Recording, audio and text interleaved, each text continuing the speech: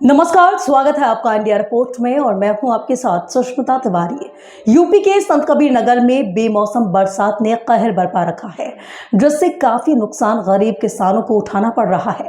पहले बारिश न होने के कारण उनकी फसलें 50% सूख गई और अब बेमौसम बरसात ने उनकी फसलों को पूरी तरह से खत्म कर दिया है, जिससे अन्नदाता आर्थिक संकट से घिर गया है।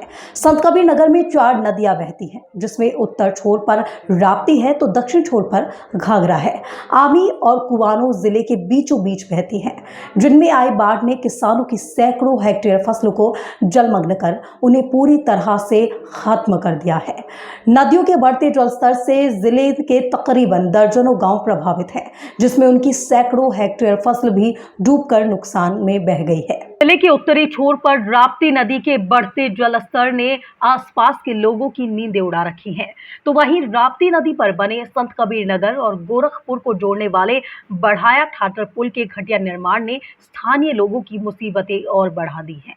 जानकारों की माने तो अगर राप्ती नदी में बाढ़ आई थी, बांधे और अप्रोच नदी की धार को रोकने में असमर्थ होंगे और वहां लहरों के साथ बह जाएंगे। वहीं बढ़ाया ठाटर बांधों के निरीक्षण में पहुंचे जल शक्ति मंत्री स्वतंत्र देव सिंह महज 3 मिनट में ही बांधों का निरीक्षण कर गोरखपुर के लिए रवाना हो गए, लेकिन टूटे हुए अप्रोच और बांधों में पड़ी रिंग को मंत्री जी ने देखना उचित नहीं समझा और सरकार की उपलब्धियां गिनाते रहे। भी रोक चुकी है, जनता तरह तरह मचा रही है, सबे तो सुनना चाहिए। जनता एकदम बेकल है इसी में। आप भी देख रहे हैं रोड पूरा एकदम पानी से, और यहाँ से वहाँ तक खेती, हजारों बीघा खेती एकदम पानी में डूब गई है। किस चीज़ की खेती था?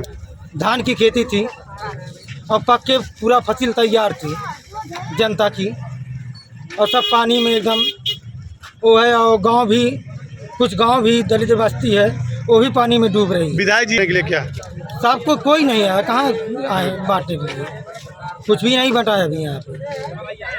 क्या नाम आपका? सुरेंद्र कनौजिया। वहीं जिले के दक्षिणी छोर पर घाघरा नदी में आए उफान से तकरीबन दर्जनों गांवों का अस्तित्व खतरे में है।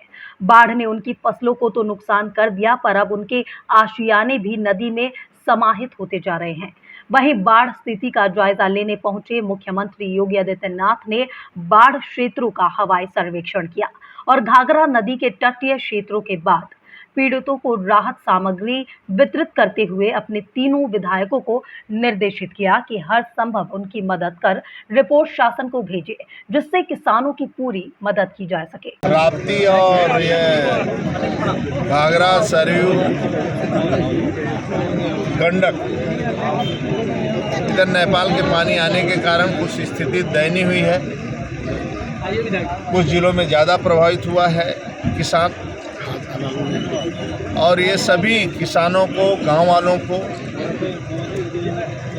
आदरणीय राज्य के मुख्यमंत्री लोकप्रिय आदरणीय योगी जी ने तुरंत हम सभी को भेजा है कि ऐसे कौन कौन से गांव बाढ़ के चपेट में आए हैं, उन सभी गांवों को सुरक्षित निकाला जाए और उनको हर प्रकार की चिंता किया, जानवर को भी, उनके जानवर को भी, उनको भी। इस कारण ये दौरा बहराइच, श्रावस्ती, बलरामपुर हम लोग दौरा करते हुए आज सिद्धार्थनगर, संत कबीर नगर आए, अभी गोरखपुर होते हुए आदरणीय मुख्यमंत्री भी जी आज बाढ़ के क्षेत्र का दौरा कर रहे हैं। बहराइच, बलरामपुर, मोहना, श्रावस्ती, कल इधर भी आ रहे हैं। क्या है कि हम लोग सोचे थे कि अब बाढ़ का समय निकल गया, लेकिन एकाएक दशहरा के समय कभी नहीं होता है। ये पहली बार ऐसा हुआ कि बारिश भी हुआ है और नेपाल में ज़्यादा बारिश होने के कारण पानी आ गया। मंत्री जी, जो तो आज हम लोग सतर्क हैं, कोशिश कर रहे हैं कि कम से कम लोगों का नुकसान हो और अधिक से अधिक लोगों को जो प्रभावित उनको लाभ मिल जाए। नंबर 1, उनका जो धान फसल नुकसान हुआ है उसका लाभ मिलना चाहिए। व्यक्तिगत कोई नुकसान हुआ है तो उसका लाभ मिलेगा, और निश्चित और आने वाले समय में हम लोग पूरा कोशिश करेंगे इन जनपदों में कहीं भी बाढ़ न आवे। आदरणीय मुख्यमंत्री जी चिंतित हैं और आगे हम लोग योजना बनाकर, क्योंकि बहुत सालों के बाद इतना जल का उफान हुआ है, तो मैं ईश्वर से ही प्रार्थना करूंगा कि गांव वालों को सुरक्षित रखें और पूरी सरकार आप सबके साथ खड़ी है। वहीं जिले के बीचों बीच से बह रही आमी नदी और कुबानों ने भी अपना विकराल रूप दिखाना शुरू कर दिया है, क्योंकि दोनों तरफ की नदियों से निकला हुआ जल आमी नदी में बाढ़ का कारण बनता जा रहा है। आमी नदी में आई बाढ़ किसानों को काफी नुकसान पहुंचाती है। नदी के दोनों तरफ गांव बसे होने के कारण लोग ज्यादातर अपनी खेतियां उसी नदी के सहारे करते हैं, जिससे वहां पर धान की खेती बेहतर तरीके से होती है। लेकिन असमय आई बाढ़ ने किसानों की कमर तोड़ कर रख दी है। पहले तो सूखे ने फसलों का आधा हिस्सा खत्म कर दिया था, लेकिन बाढ़ ने उनकी फसलों को नस्तो नाबूद कर दिया है। लेकिन उनके नुकसान की भरपाई के लिए किसी ने अभी तक नहीं सोचा है। हालांकि मंच के संबोधन में मुख्यमंत्री योगी आदित्यनाथ ने बाढ़ पीड़ितों के लिए राहत सामग्री तो उपलब्ध करा दी है, पर गौर करने वाली बात यह होगी कि क्या किसानों की फसलों के हुए नुकसान की भरपाई उन्हें मिलेगी, या फिर आई बाढ़ के साथ साथ उनके वादे भी बाढ़ के साथ साथ बहकर खत्म हो जाएंगे। लेकिन उन वादों की आस में बैठा अन्नदाता कब तक उनसे लाभ की आस में बैठा रहेगा। फिलहाल मौके से हमारे संवाददाता सदर आलम भी मौजूद है, जो ग्राउंड रिपोर्ट के जरिए दिखाएंगे मौजूदा स्थिति।